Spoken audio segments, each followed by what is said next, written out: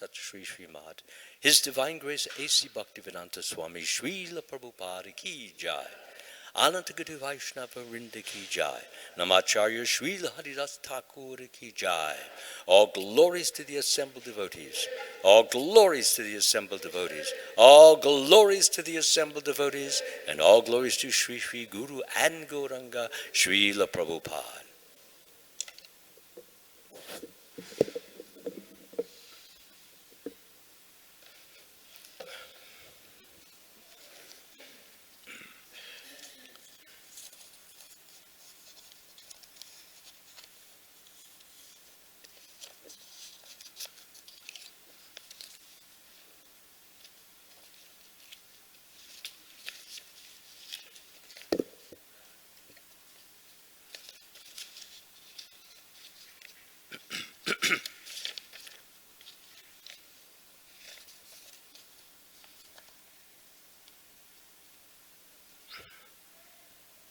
Om Namo Bhagavate Vasudevaya.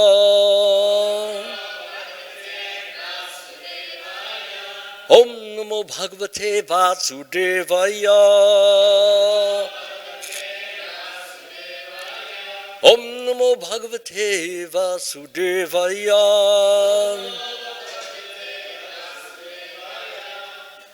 Reading from the Srimad Bhagavatam, second canto, second chapter, second verse.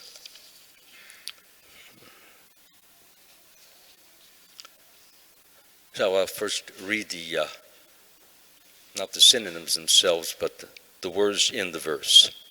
So, Shabdasya hi Brahmanaha Ishaha Pantaha Yat Namabhi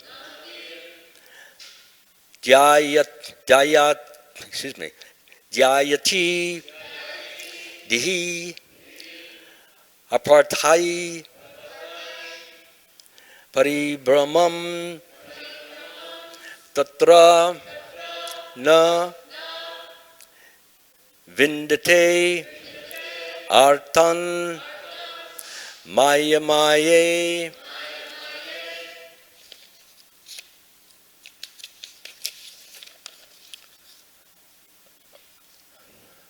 Vasanaya Shayanaha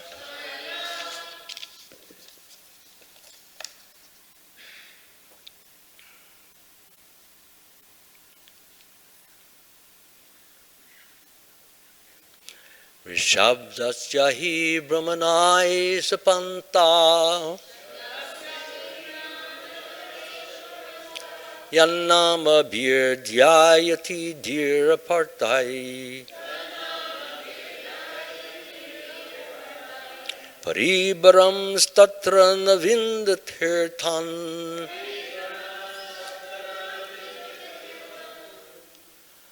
Maya maye vasandaya shayanam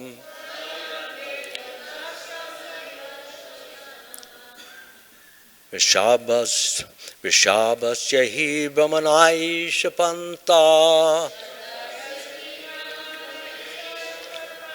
Yannama bir dhyayati dhir apartai Paribramam statra navindathirtan Mayam maye vasanaya shayana Vishabdasya hi brahmanai shapanta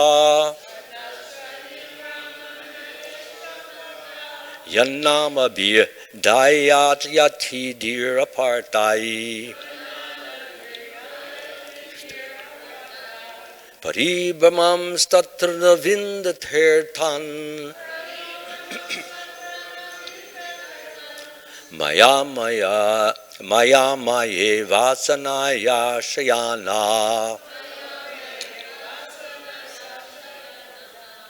Please chant. Rishabdasya hi brahmanaye shipanta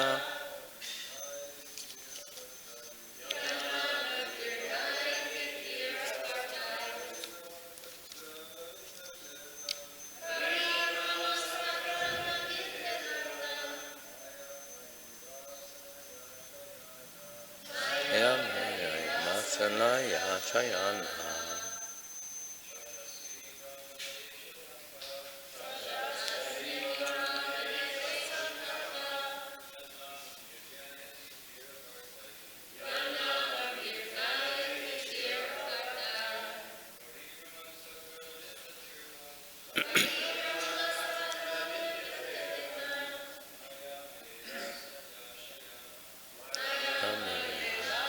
Sanaya Shayana. Shabdyasya Brahmana Ishapanta Yannama Birdiyayati Dir Apartai Paribramam Tatra Na Vindatirtan Maya Maye Vasanaya Shayana Shabdasya Hi Brahmana Ishapanta.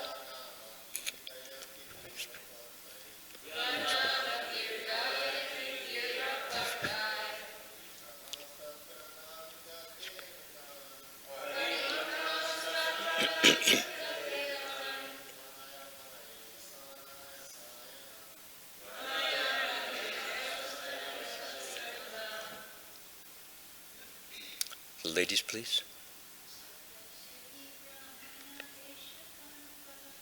Shabdasya Hi Brahmana Ishapanta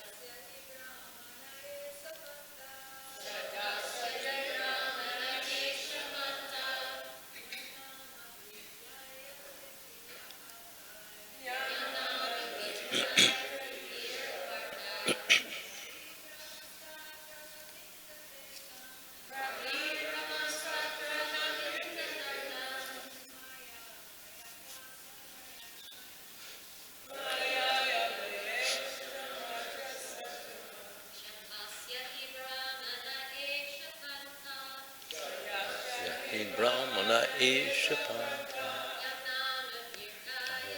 Dir Apartai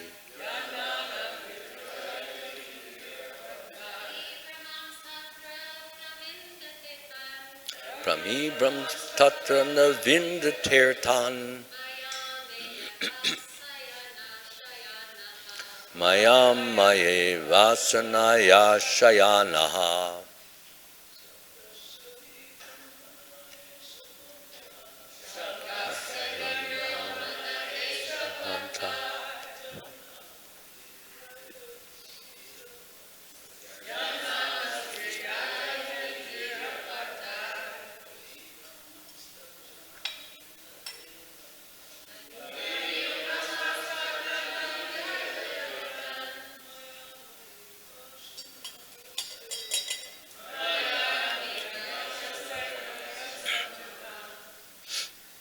Thank you.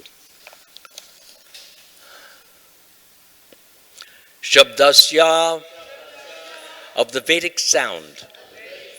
Hi, certainly. Brahmana of the Vedas. Eshaha, these. Pantaha, the way. Yat, what is. Namabi, by different names. Dhyayati, ponders. The intelligence. Apartai, by meaningless ideas. Paribrahman, wandering.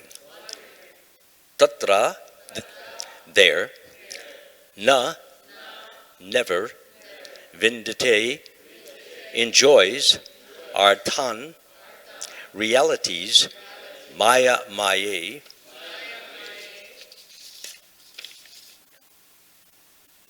in illusory things, vasanaya, by different desires, shayanaha, as if dreaming in sleep. Translation.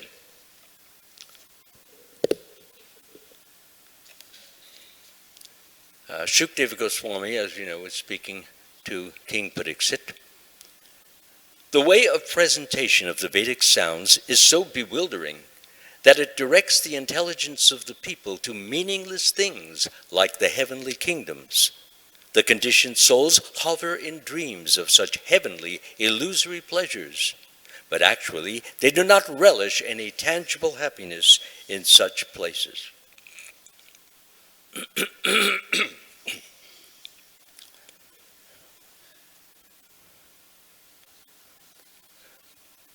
So this is a criticism by Shukdeva Goswami. It's a criticism of many of the Brahmins who do not care for or take the people who are seeking guidance and direction and counsel, do not take them any higher than those sacrifices, those yagyas, which help them to achieve only material goals, which ultimately end in misery. So he's criticizing this, and when he speaks of tangible happiness, he's not speaking of his happiness. His happiness is innermost. The happiness that people get from these different, yagyas are material pleasures, such as persons do a sacrifice to have a son, or does a sacrifice to find a wife, a sacrifice to become wealthy, a sacrifice to become famous. All of these things, while they have a glitter and they have a glamour, but that lasts for only a very short time, and because it lasts a short time, it ultimately leads to misery. Because when one gets used to something enjoyable and can, for some reason or other, cannot enjoy it, then what happens? He has frustration. And what happens in frustration? There's a sense of emptiness, and there's a sense of frustration and depression. So we go on to the purport now. The conditioned soul is always engaged in laying out plans for happiness within the material world, even up to the end of the universal limit.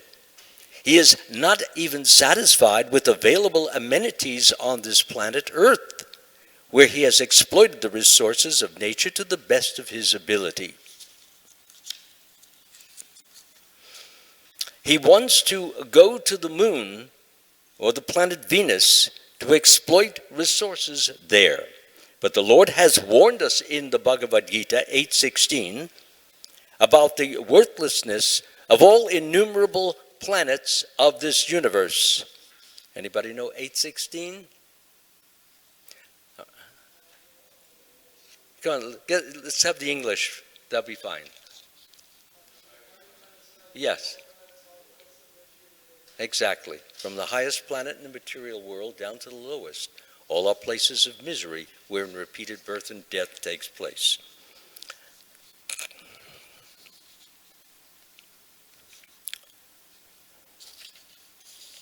So,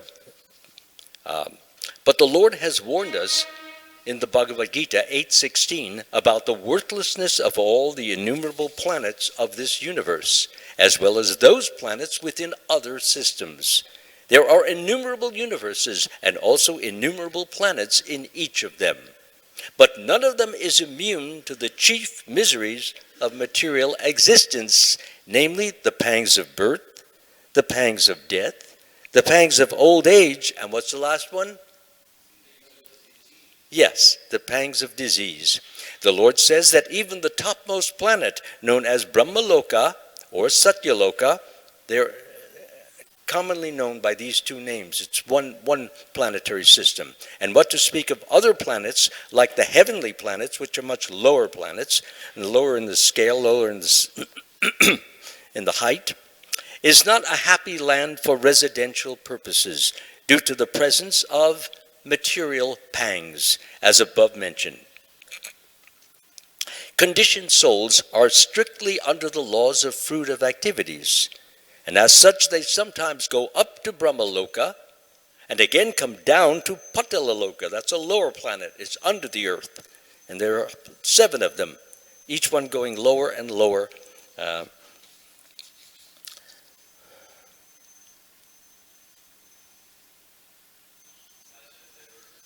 What's that?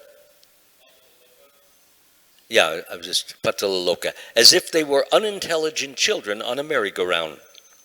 The real happiness is in the kingdom of God, where no one has to undergo the pangs of material existence. Everything is Satchidananda. Satchidananda meaning truthfulness, blissfulness, and the supreme pure knowledge. Therefore, the Vedic ways of fruitive activities for the living entities are misleading. And he's talking about that section of the Vedas, not the whole Vedas, because most of the Vedas is full of wonderful truths that enable a person to know more about himself, know more about the world, know more about the Supreme Lord. But there's a section which doesn't do that. It simply enables or helps or assists persons in becoming or developing or acquiring various kinds of material pleasures, or as we call sense gratification.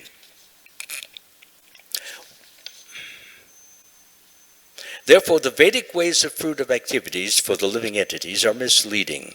One thinks of a superior way of life in this country or that, or on this planet or another. But nowhere in the material world can he fulfill his real desire of life, namely eternal life. That's the true desire. That's what everyone is trying to find in this material world, which is impossible because everything in the material world is temporary. Even if you find you have a nice home, at any time there can be an earthquake. At any time there can be a rock slide, or there can be a mudslide. We never know. We're very snug and very comfortable and very comfy, and we think this is, at least we hope it's going to go on forever. And I know so many people who live in the Malibu area, and there were some very heavy fires in that area going back about a year and a half ago. And people were very comfortable, very wealthy, living in a very joyful, materially joyful manner. But then suddenly they're visited by these different fires, and sometimes they're visited by the mudslides. Nobody wants them. Nobody desires them. Everyone hates them. But the fact of the matter is, Krishna has his plan, and we may have our plan, which is often at variance with Krishna's plan. So, as one becomes a devotee, his plan has to be in total sync with the Supreme Lord's plan. Then he will always be happy. Because if it's what we call a negative condition, he's ready to accept this. This is Krishna's will. Krishna is all good. Krishna is all glorious. Krishna is all wonderful. So why should I hate it just because I have to go outside and it's going to spoil my hairdo? Is that the ultimate goal in life, that I should have a good-looking hairdo for that particular day? It's not. Whatever Krishna wants should be our desire, and we should just do our best to conform to it, or to relate to it, or be in sync with it. And that way, Krishna will be pleased, and be pleased not only for himself, seeing that we're doing and conforming to what he wants us to do, but not only that, but he's also desiring to give us spiritual pleasures, many spiritual pleasures, which he can do when he sees us become more and more accepting of his will, even if it may go against our material situation.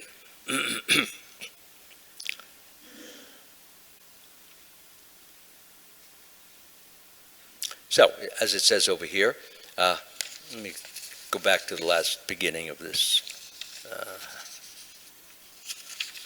One thinks of a superior way of life in this country or that, or on this planet or another. But nowhere in the material world can he fulfill his real desire of life, namely eternal life. full intelligence, and complete bliss. Indirectly, Srila Shukadeva Goswami affirms that Maharaj Pariksit, in the last stage of life, should not desire to transfer himself to the so-called heavenly planets, but should prepare himself for going back home, back to Godhead. None of the material planets, nor the amenities available there for living conditions, is everlasting. Therefore, one must have a factual reluctance to enjoy such temporary happiness as they afford. Reluctance in this sense that we know that although we want it, we want the eternal, we want the blissful, we want the knowledgeable, but we cannot actually find these in the material. What we do find is a limitation or a limited expression of them, a perverted reflection, so to speak, of what Krishna has to offer in the spiritual world. I'd like to talk just for a few moments about the translation, if I may, because I noticed that Srila Prabhupada has done some work on that, and just talk very briefly on it. In the translation, we have the statement that the way of presentation of the Vedic sounds is so bewildering that it directs the intelligence of the people to meaningless things like the heavenly kingdom. So they're chanting, or the Brahmins are chanting these different mantras for no other reason than to enable that person who is sponsoring this particular yajna so that they can go to the heavenly kingdoms and enjoy themselves. Enjoyment comes in many different forms. It comes through the form of taste, the form of sight, and the form of touch, the form of hearing, the form of smelling. And we can smell so many different flowers until finally we don't want to smell flowers anymore. It becomes just the same thing over and over with a different color and maybe a different aroma. But finally we want something else, a change. Or you can eat a meal for 3 hours, and after a while, you don't want to eat anymore. Not only that, you don't even want to eat the next day because you're so full from the previous day. So it becomes important that persons know and learn how to know what is useful, what is valuable, what takes us up to the eternal world, what takes us to Krishna, and what takes us away from it. And here we have Shukadeva Goswami. He's actually criticizing all of this type of activity because it doesn't lead to anything fulfilling, to nothing sustaining, nothing that will give a person a sense of that he's really achieving something useful and valuable, which brings to real happiness and not temporary or momentary happiness. As he says over here, but actually they do not relish any tangible happiness in such places. So the happiness that Shukadeva Goswami is speaking about is inner happiness, that which comes through the process of spiritual practices, such as chanting. One chants the holy names, or one sings the various types of devotional songs. If one does different kinds of devotional service, it might be on the altar, it might be cleaning the temple, it might be cooking food and turning it into prasad by offering it to the deity. The important thing is that he's doing something which is pleasing to the Lord, and if he does it with the attitude of trying to please the Lord rather than just doing it, and he wants the Lord to be pleased, and he does this, and he begs for the grace and the mercy to be able to, for example, if he's cooking, to cook it well, to cook it, very nicely, to be careful of what he puts into the preparation. Once a devotee was not concentrating on what he was doing, what should have been doing, and so instead of putting sugar in a preparation that he was making for Srila Prabhupada, he put salt in. So when Prabhupada tasted the preparation, the first thing he says, "Who has done this?" So it means the person wasn't really concentrating, he wasn't focusing, he wasn't realizing the value, the wonder, the glory of getting the opportunity to cook for a spiritual master as exalted, as wonderful and glorious as Srila Prabhupada. So once we actually realize that we are not cooking for another person, like anyone off the street or even any ordinary devotee, which is good, but when we are cooking for such a great personality, a confidential servitor of the Supreme Lord, that's special, that's amazing, that's awesome. And in a person's numerous millions of lives may never get such an opportunity. And the opportunity is there because when we do that, when we have that attitude, may you be pleased, my dear spiritual master. May you guide me from within how to do this in such a way that you will be pleased. In other words, depending upon the higher force, the higher person. And that's why a devotee depends upon Krishna. And he says in all activities, Krishna says, in all activities just depend upon me. Work always under my protection. In such devotional service, be fully conscious of me. If you become conscious of me, you will eventually, and you want to know how that verse ends? If you become conscious of me, you will pass over all the obstacles of conditioned life by my grace. If, however, you do not work in such consciousness, but act through false ego, not hearing me, you will be lost. So Krishna is saying, if you want to succeed in life, and he doesn't mean materially speaking, but succeed in the sense of attaining real inner happiness, which comes from Krishna releasing his own bliss into the heart of the devotee, and to the degree of sincerity, the degree of seriousness, to the degree of purity of that devotee's service, to that degree the Lord will send or transfer his bliss into the heart of the devotee, and the devotee feels happy, feels fulfilled, feels satisfied. And he can see that what he is doing, namely trying his very best to give pleasure to Krishna, and Krishna is not like a dumb stone. Krishna is receiving it, and receiving it in such a way as to show his appreciation. He's showing gratitude. He's not merely taking, but he's also giving back simultaneously. And when he does that, the devotee knows how much Krishna does care for him, how much Krishna loves him, how much Krishna wants him back home, back to Godhead. Even a little service done for the spiritual master or for the Supreme Lord will give great attention, great pleasure, and great satisfaction on the part of the Lord, and he will respond naturally. Going on to this translation, the way of this is Srila Prabhupada's presentation,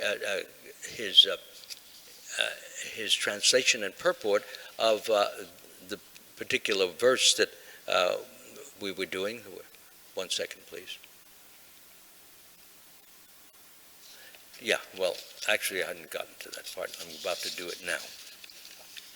Yes, so Srila Prabhupada in the Bhagavad Gita 242 to 243, he translates, men of small intelligence are very much attached to the flowery words of the Vedas, which recommend various fruitive activities for elevation to heavenly planets, result in good birth, power, and so forth. Being desirous of sense gratification and opulent life, they say that there is nothing more than this. So what Prabhupada is saying is that there's plenty more than this. In fact, you haven't even skimmed the surface yet. And what is the surface? The surface is to reach the Lord within by doing devotional service and doing it with an attitude that it is a privilege, it is an honor, it is a great opportunity. When service is performed in that manner, fully consciously, the devotee gets much, much benefit from the Lord because he's not taking it for granted. He's not just doing it. He's not doing that by rote or doing it because it says at 4 o'clock I'm supposed to offer some of the items that we have from the kitchen off to the deity. He's not doing just because it's time to do it. It is time to do it, but he's doing it because he wants to give pleasure to the deity. And furthermore, after the deity has tasted the preparation, he then wants to offer this to the whole community, so that the whole community is blessed, the whole community is uplifted, the whole community becomes very blissful by tasting what the Lord has tasted, and wants everyone to also taste and gain the benefit of tasting what the Lord has tasted. So the purport of this is people in general are not very intelligent, and due to their ignorance, they are most attached to the fruit of activities recommended in the Karmakanda portions of the Vedas. This is what Shukdeva Goswami is complaining about. He's saying that this is a waste of time. But nonetheless, there are people in the world who have very little faith, very little belief in God. Why? Because they can't see God.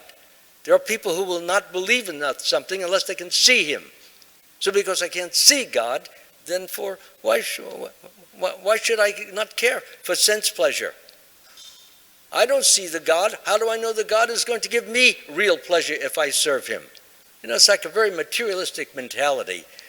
I give you something, now do you give me? Well, I don't even see you. How can you give me when I don't even feel sure that you exist? So this is the mentality, foolish, that a person may have. Therefore, he will go for those things which are observable, which are visible, which are touchable, and therefore he will feel, yes, this is good, as it's mentioned here, that they say that there is nothing more than this.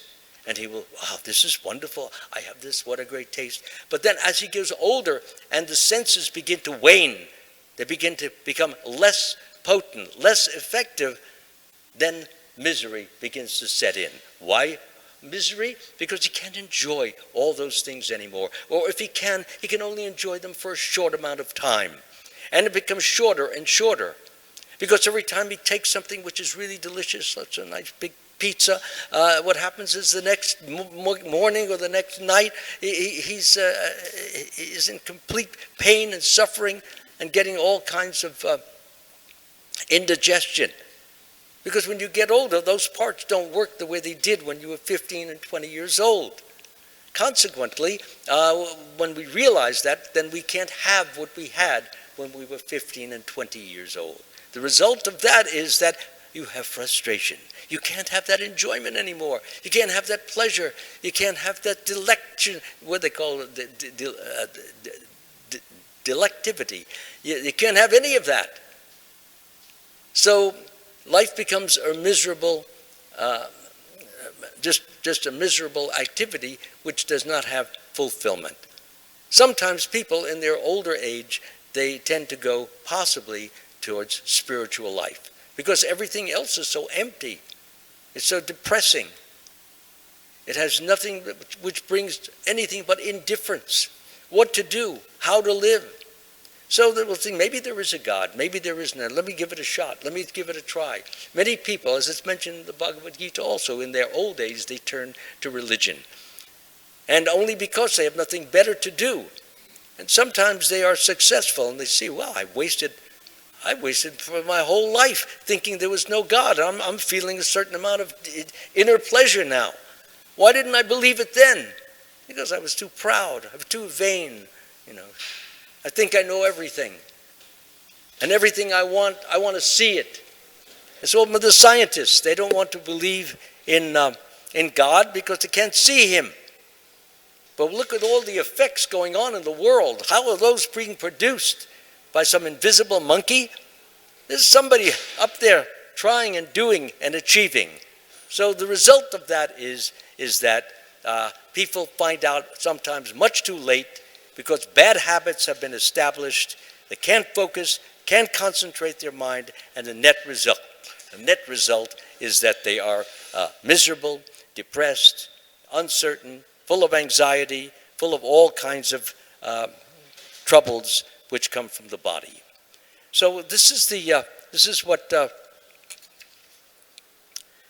is mentioned in this particular 242-43, that they do not want anything more than sense gratificatory proposals for enjoying life in heaven, where wine and women are available and material opulence is very common. In the Vedas, many sacrifices are recommended for elevation to the heavenly planets, especially Jyotishtoma sacrifices. In fact, it is stated that anyone desiring elevation to heavenly planets must perform these sacrifices, and men with a poor fund of knowledge think that this is the whole purpose of Vedic wisdom. Another point is that, which is not here, but even if one performs these sacrifices, if Krishna doesn't approve of it, he can't get it. So sacrifices are good only up to the approval of the Supreme Lord. Even the demigod can't award anything unless the Lord says that's okay. Because it may be a person's karma to receive something which is painful, disturbing, distressing, and you can't interfere with that because there's something that he has to learn through that. And you learn sometimes through pain. My greatest guru has been my pains, my difficulties, my troubles, my trials. And I can remember the 3 worst in my entire life. I even remember the dates. One of them was just last Monday. So then going back, March 31st, 2011. And the other one, I need to scratch my head a little bit. But yes, but I do remember what it was. So the point is this, is that, and it taught me so much. And once I understood that better play the fair game fairly with the Lord, with Krishna, with Lord Chaitanya, follow their instructions, and do so in a very privileged way, not that you're doing God a favor, as I sometimes hear devotees. Hey, you know, I did this. I chanted 32 rounds. Isn't that great? Why is it great? There are people chanting 64, others chanting 110. How many is not important. How much love and devotion went into those rounds is what's really important. How much of affection that we pour into the heart of the Supreme Lord, which will cause him to respond to those, and cause him to enable us to become more and more closer to him in consciousness, in knowledge, and in bliss.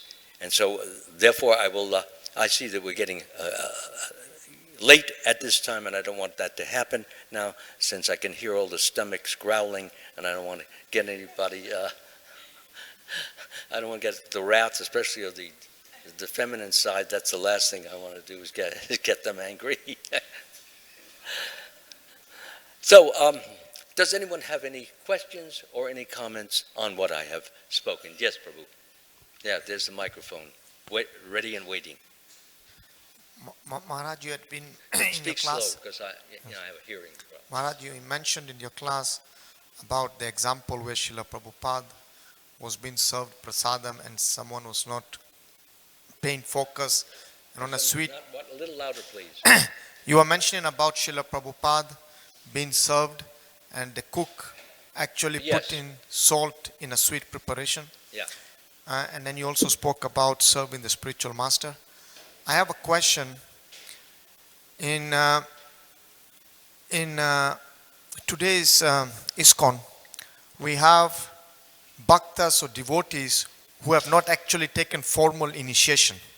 However, they feel that they have surrendered to Srila Prabhupada or are inclined towards Srila Prabhupada's teachings. I just wanted to ask, is that accepted as initiation, or you do have to take formal initiation in order to start your spiritual life? Do you have to actually take formal initiation, or just accepting Srila Prabhupada in heart is actually taking initiation? Yeah, actually both are there. Even Srila Prabhupada said the initiation is a formality. It formalizes what one has supposedly been doing for many months or even many years. Formalizing it means it's like a marriage certificate. A man and woman may be going together and they love one another. But you can't call it marriage until it has been formalized by the vows that they take in the course of marriage.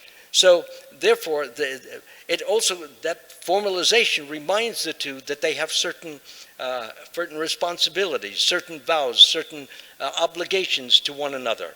It is not just something you come together for a few months and then that's the end of it and go and find somebody else. This is what Prabhupada was very opposed to. Now, in the case of initiation, it's very much the same thing. However, one should not take advantage of this. If there's no one to initiate in that particular area, that may be okay for a while. But the standard that has been set in this movement is that one should take initiation because it's a way of saying, yes, formally saying, I accept you as my spiritual master, I surrender to you, I submit to you, I will follow you, I will obey you, and I pray that you grace me with your blessings so that I can make spiritual advancement. Because as it is said, by the mercy of the spiritual master, one receives the benediction of Krishna. Without the grace of the spiritual master, one cannot make any advancement. Therefore, I should always remember and praise the spiritual master at least 3 times a day. Let me offer my humble obeisances unto the lotus feet of such a spiritual master. So that formalization, it tells the person, I'm hooked, I'm connected, I'm totally clamped, so to speak, to this person.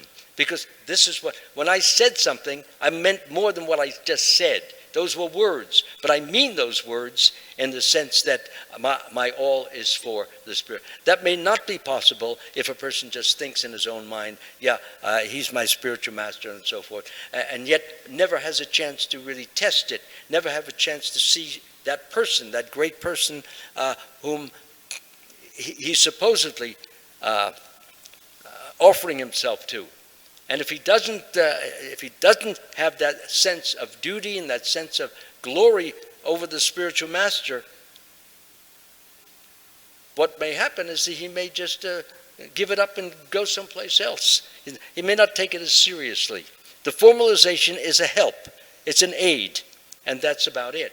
But even many people who go through the formalization, they lose interest, they don't care, they don't realize the benefit, the value, the greatness of initiation in connection with the Sampradaya and all the previous acharyas. All that has a very great significance to a devotee who understands this, and he will want to be initiated for all those reasons that I have mentioned. Okay, Jai. Anyone else? No? Yes, Govinda Dutt, would you like to add something to that maybe? Srila Prabhupada was asked this identical question, and he used a very nice example, because there was a couple. They said, we've accepted you within our hearts. Prabhupada said, well, why don't you just take prasadam within your heart? Yeah. That was his reply to them, that they should undergo the formal. Yeah, the formal actually initiation. It strikes a very strong impression in the mind. You don't forget it, and even if you have taken initiation and you're considering on leaving the movement and no longer wanting Krishna consciousness, you may think 10 or 20 or 30 times because of that impression that is in there and your vow that you made. But then again, because persons are whimsical, persons are sense gratificatory, persons want to do what they want to do, they consider what they want to do is best for themselves. I have my plan, I have my part, and this Krishna consciousness doesn't fit. Well, of course, it's not a movement for sense gratification, although I must say some of the cooks here do a good job of it, though. Any other point? Any other question, please? No? Thank you very much. Have a wonderful breakfast, and I wish you all well, and that I'm sure nobody gets involved with these kind of rituals I talked about, and we should all be involved in the types of rituals that lead upward to love of God. Thank you. Hare Krishna.